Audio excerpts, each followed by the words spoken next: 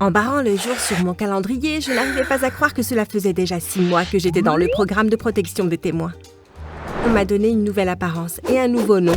Mais je n'avais pas encore le droit de vivre seule. Je n'avais pas accès à une télévision, à un téléphone ou à tout autre appareil me permettant d'interagir dans le monde extérieur. Je dois admettre que c'était agréable d'être à nouveau aussi proche de Ryan et de comprendre pleinement ce qu'il faisait pour vivre. Même s'il a essayé de rendre ma transition dans ma nouvelle vie aussi facile que possible, pas un jour ne passait sans que je pense à Jelani et à la vengeance que je comptais exercer sur sa triste vie. Avant de poursuivre mon histoire, je vous remercie d'avoir permis à ma première histoire d'atteindre les 20 000 likes. N'oubliez pas de liker et de vous abonner à notre incroyable chaîne. Appuyez sur la cloche de notification pour recevoir des mises à jour lorsque nous publions du nouveau contenu. Après 6 mois à obéir à toutes les règles que Ryan m'a données, il m'a fait confiance pour que je me débrouille seule. J'en ai profité pleinement et le premier endroit où je suis allée, c'est chez Jelani avec sa petite famille pour dire à sa femme que son mari était un trompeur et une personne très horrible. Enfin, pas exactement dans ces mots, PG-13, mais vous voyez l'idée. J'ai frappé à la porte. « Jelani, tu ferais mieux d'ouvrir cette porte, espèce de petit morceau de... » Hé! Quelqu'un a appelé de derrière moi. Je me suis retournée pour voir un homme âgé au visage sympathique qui tenait un sac d'épicerie dans ses mains. « Je peux vous aider ?» a-t-il demandé en marchant vers moi. Je me suis raclé la gorge. Oui, je cherche un de mes amis. Son nom est Jelani. »« Je crains que vous ne soyez trompé de maison. Ma femme et moi vivons ici depuis 30 ans. »« Vous êtes sûr ?» L'homme a ri. « Plutôt sûr !» L'homme m'a ensuite montré des photos de lui et de sa femme en croisière. Après avoir regardé poliment les photos, je l'ai remercié et suis partie. Jelani n'a pas pu simplement disparaître. Un de ses voisins a dû voir quelque chose. Je suis allée de maison en maison pour essayer de savoir si quelqu'un connaissait Jelani et sa femme. J'ai finalement réussi à percer quand un voisin a dit qu'il avait vu quelqu'un dans la maison. Il a dit que la personne lui a dit qu'il gardait la maison pour son oncle pendant qu'ils étaient absents. J'ai demandé à l'homme s'il les avait vus. Quand ils sont partis, il a dit que l'enfant et la femme sont partis en premier et quelques jours après, le jeune homme est parti avec un homme fortement tatoué. J'ai remercié l'homme et j'ai pris le bus pour retourner à la maison sécurisée. Alors que j'étais assise dans le bus, mon esprit jouait avec les informations que je venais de recevoir. L'homme tatoué pourrait être celui que nous avons rencontré à l'entrepôt. Et cela a également renforcé l'histoire de Ryan où Jelani et les hommes travaillaient ensemble pour cette affaire depuis le début. Je me suis dit que je pourrais aussi bien visiter notre ancienne maison pour voir si Jelani avait laissé des indices sur sa prochaine destination. En m'approchant de la porte et sur le point d'insérer la clé, j'ai entendu des voix familières à l'intérieur. Je me suis faufilée sur le côté de la maison et j'ai regardé par la fenêtre. Il était là, le grand gars tatoué. J'ai écouté attentivement. « Raoul, le patron a dit qu'il voulait qu'on le rencontre. Il doit accélérer le processus. »« Mais qu'en est-il de la fille ?» a dit l'homme tatoué. « Le patron a dit qu'il s'en occupait. Nous devons partir maintenant. Jelani est attaché et il ne va nulle part. » Je me suis assise dans les buissons, le visage vide. « Jelani est ici ? Mais pourquoi était-il captif s'il travaille avec ces hommes ? Où était sa femme et son enfant ? Peut-être que Ryan s'est trompé dans ses informations. » J'ai regardé les hommes quitter la maison. Dès qu'ils ont été hors de vue, je me suis glissée dans la maison et j'ai cherché Jelani. Toutes les portes étaient fermées, sauf une. J'ai ouvert la porte avec les clés que j'avais. Il était là, Jelani, menotté à la protection anti-effraction. Ses cheveux et sa barbe avaient poussé, il était sale et débraillé. Mes yeux se sont remplis de larmes alors que des flashs de cette terrible nuit, il y a 6 mois, ont émergé. Je voulais crier et hurler sur Jelani, mais le voir comme ça m'a brisé le cœur. Je me suis précipitée vers lui. « Jelani, on doit te sortir d'ici !» J'ai tiré sur les menottes. « Cindy, c'est toi ?» Jelani a ouvert les yeux et les a fixés sur moi. « Oui, c'est moi. Je dois te faire sortir d'ici. »« Tu ne peux pas. Ils ont les clés. Écoute-moi, Cindy. Tu es en danger ici. Ils te cherchent. »« Je sais. C'est pourquoi je suis dans le programme de protection des témoins. Ryan est l'un des agents qui me garde. »« Ok, super. » Il a souri d'un air las. « Je suis heureux que tu sois en sécurité. Je voulais juste que tu saches que tout ce que tu as vu et tout ce qu'on t'a dit est un mensonge. Ils ont dit que si je ne faisais pas ce qu'ils disaient, ils te feraient du mal. Que puis-je faire pour aider? Je ne peux pas te laisser ici. Il le faudra bien. Appelle Devon et dis-lui que tu m'as trouvé. Il aura des gens qui pourront t'aider. » Devon, qui est le propriétaire du restaurant? Je l'ai regardé bizarrement.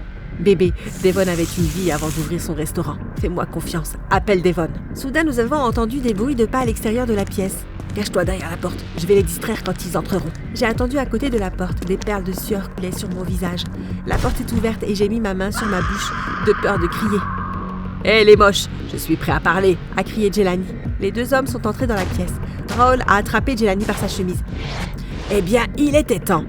Je voulais juste te faire savoir que ta mère est passée et qu'elle n'est plus aussi bonne qu'avant, si tu vois ce que je veux dire. Espèce de petit voyou !» J'ai regardé Raoul frapper Jelani à l'estomac avant que l'autre n'intervienne. Les yeux de Jelani ont supplié les miens de s'enfuir. Je me suis faufilée hors de la chambre et hors de la maison. J'ai couru jusqu'à ce que je sois à bout de souffle. Je ne pouvais pas croire que commander un colis sur Amazon pouvait causer autant de problèmes. Immédiatement, je suis allée au restaurant. J'ai trouvé Devon et je lui ai tout raconté. Il m'a dit qu'il avait entendu que Jelani était mêlée à quelque chose, mais il n'avait pas réalisé que c'était si grave. Jelani et moi sommes amis depuis plus de 10 ans et il m'a toujours soutenue. Ne t'inquiète pas, Cindy. Je te le ramènerai. Merci. Avant que j'oublie, Devon est allé derrière le comptoir et a récupéré un téléphone. Voilà. Je t'appelle dès que j'ai Jelani. Je n'ai pas droit au téléphone dans la maison sécurisée, alors cache-le et garde-le en sécurité. J'ai pris le téléphone de Devon et les remercie pour tout et je suis partie. Le lendemain matin, j'ai vu Ryan dans la cuisine en train de faire du café. Tu en veux? Il a levé la tasse de café dans ma direction. Bien sûr. Je me suis assise à la table de la cuisine. Ryan m'a tendu une tasse de café et a siroté la sienne en s'asseyant à côté de moi. Tu savais pour Jelani? Je l'ai regardé de près. Oui, mais tu dois comprendre que nous devions te garder en sécurité. Donc tu penses que me mentir me permet de rester en sécurité? Je me souviens maintenant pourquoi notre relation s'est terminée en premier lieu. Parce que tu ne m'as jamais dit la vérité sur rien. Je me suis levée de table et j'ai commencé à m'éloigner, mais Ryan m'a attrapé le bras. Comment as-tu su pour Jelani? J'ai roulé les yeux. C'est toi l'agent secret. Débrouille-toi. Ils savent probablement que tu es ici. Je regardais Ryan qui commençait à aboyer des ordres derrière les autres agents. Il leur a dit que nous avions été compromis et que nous devions partir maintenant. Il m'a dit que j'avais 5 minutes pour prendre tout ce dont j'avais besoin. Il s'est détourné de moi et a passé quelques coups de fil. Je suis allée dans ma chambre et j'ai jeté mes affaires dans mon sac, y compris le téléphone que Devon m'avait donné. « Allons-y, allons-y !» Ryan a crié alors que les agents couraient dans tous les sens pour récupérer leurs affaires de dernière minute. Il m'a pris la main et m'a emmené dehors où un hélicoptère attendait. Ryan, Chris et moi sommes montés dans l'hélicoptère pendant que les autres agents s'enfuyaient dans les vannes noires. Alors que nous étions dans le ciel, nous avons vu quelques hommes s'approcher de la planque et y mettre le feu. Ce n'est qu'à 4 heures du matin, le lendemain, que Devon m'a envoyé un message. Il m'a dit que je n'étais pas en sécurité dans la nouvelle planque et qu'il y avait une taupe dans l'agence. « As-tu réussi à faire sortir Jelani ?» lui ai-je demandé par message. Le téléphone a sonné et j'ai répondu rapidement. « Salut bébé, c'est moi. J'avais juste besoin d'entendre ta voix. »« Tu vas bien maintenant ?» ai-je demandé. Jelani m'a dit qu'il allait bien et Devon a organisé un avion privé pour que nous quittions le pays et que nous puissions commencer notre nouvelle vie ensemble. Je devais les rencontrer plus tard dans la journée au Waterfide Hangar à 18h pour respecter le plan. J'ai accepté avant de raccrocher. Ce jour-là, je suis restée dans la chambre qui m'avait été attribuée jusqu'à 17h. J'ai pris mes affaires et je me suis faufilée hors de la maison sécurisée. Quand je suis arrivée au hangar, Jelani a sauté de la voiture et a couru vers moi. J'ai jeté mes bras autour de lui et les serré fort avant de l'embrasser profondément. Devon est sorti de la voiture et je l'ai remercié de nous avoir aidés. « Il y a encore une chose que je dois faire avant qu'on monte dans l'avion, » a dit Devon. « Qu'est-ce que c'est ?» J'ai levé un sourcil. On doit faire une radio pour s'assurer qu'ils n'ont pas laissé de puce électronique en vous. Suivez-moi. J'ai regardé Jelani qui a hoché la tête et m'a encouragée à aller avec Devon. Pendant la radio, Devon a trouvé une puce à l'arrière de mon cou, près de la base de mes cheveux. Comment diable est-ce arrivé là? Ça veut dire qu'ils savent déjà où tu es et qu'on doit la faire sortir rapidement. Il m'a injecté un antidouleur et a retiré la puce. Je lui ai demandé comment il savait où la chercher. Il a dit que lorsqu'il était plus jeune, il s'était laissé entraîner par de mauvaises fréquentations et qu'il savait donc un peu de choses sur la façon de traquer les gens et de supprimer les trackers. Il a dit que si ce n'était pas pour son oncle, il serait encore pris dans ce style de vie. Je n'arrivais pas à croire que Ryan me traquait pendant tout ce temps. Une fois la puce sortie, nous sommes montés dans l'avion.